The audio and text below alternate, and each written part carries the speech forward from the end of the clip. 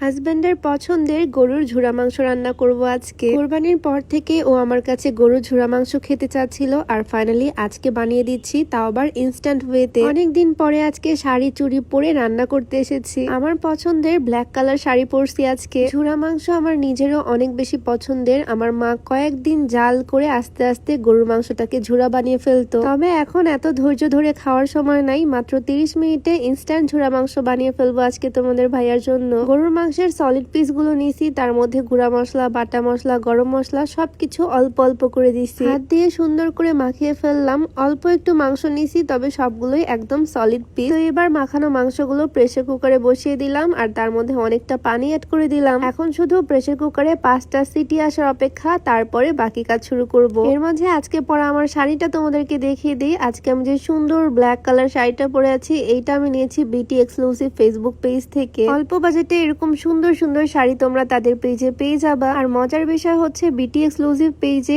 এই শাড়ি অর্ডার করলে ঢাকার ভিতরে ডেলিভারি চার্জ মাত্র 50 টাকা, আর সারা বাংলাদেশ মাত্র 100 টাকা। শাড়ির পেজটা ক্যাপশনে দেওয়া থাকবে। এইদিকে আমার প্রেসার কুকারে সিটি উঠতেছে, আরেকদিকে আমি পেঁয়াজগুলো কেটে নিচ্ছি। প্রেসার কুকারে টোটাল 5টা সিটি দিয়ে নিলাম, যাতে মাংসটা ভালোভাবে সিদ্ধ হয়ে যায়। স্মেলটাই তো খুবই ভালো আসতেছে। 50% রান্না এখানেই কমপ্লিট, তবে আমার ঝুরা মাংসের প্রসেসিং এখনো বাকি। মাংসগুলোকে সুন্দর করে তুলে নিলাম, আর এই সেদ্ধ মাংসগুলোকে এখন শিলপাটায় সুন্দর করে ছেঁচে নিব। শিলপাটায় মাংসের টুকরাগুলো রেখে বাড়ি দিলেই মাংসগুলো একদম ঝুরা ঝুরা হয়ে যাচ্ছে। ইনস্ট্যান্ট ঝুরা মাংস বানানোর জন্য এই প্রসেসটাই ফলো করতে হবে। যাই হোক, সবগুলো মাংসের টুকরাই সুন্দরভাবে ঝুরা করে নিয়েছি। এই যে 1 বাটি মাংসের টুকরা একদম রেডি। এখন একটা প্যানের মধ্যে খানিকটা তেল দিয়ে গরম মশলা অ্যাড করে দিলাম। এটার মধ্যে কুচি করা পেঁয়াজ দিয়ে দিলাম। ভালো করে একটু নেড়ে চেড়ে এর মধ্যে এখন দিয়ে দিচ্ছি বাটা মশলা, গুঁড়া মশলা সবকিছুই। প্রেসার কুকারে গরুর মাংস সিদ্ধ করার সময় সব রকমের মশলাই দিছিলাম, সেজন্য আর কি এখন কষানোর সময় মশলা একটু বুঝে বুঝেই দিচ্ছি, অল্প অল্প করে। বাটা মশলা, গুঁড়া মশলা সবকিছু দিয়ে মশলাটাকে ভালোভাবে কষিয়ে নিচ্ছি। আর এই কষানো মশলার মধ্যে এখন আমি দিয়ে দিচ্ছি এই ঝুরা করা গরুর মাংসগুলো। প্রসেসটা কিন্তু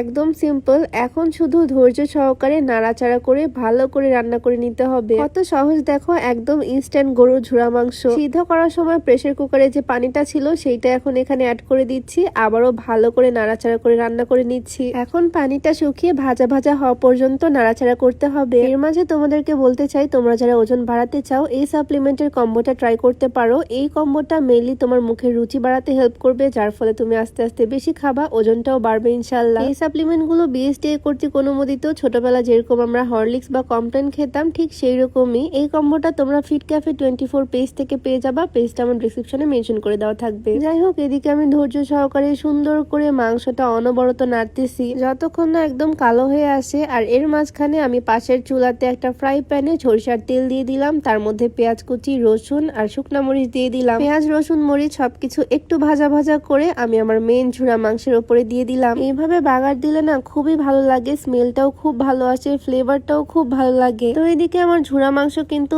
একদম রেডি, ভাতের সাথে সার্ভ করব। তোমাদের ভাইয়ার ফেভারিট খাবার বলতে পারো। গরুর মাংসের সব রকম আইটেমের মধ্যে সবচেয়ে পছন্দ করে সেই ঝুরা মাংস। রান্না বান্না শেষ করে গরম গরম ভাতের সাথে সার্ভ করে নিয়ে চলে আসলাম রুমে। সে তো দেখেই খুবই খুশি, আর খাবার থেকে খুবই সুন্দর স্মেল আসতেছে। বাসার সবাই আজকে মজা করেই খাবো এটা। তোমাদের ভাইয়া তো আমাকে একদম 10 on 10 রিভিউ দিচ্ছে। তোমাদের কাছে আমার ভিডিওটা কেমন লাগলো অবশ্যই কমেন্টে জানিও। দেখা হয়ে যাবে নেক্সট ভিডিওতে। সবাইকে আল্লাহ হাফেজ, আসসালামু আলাইকুম।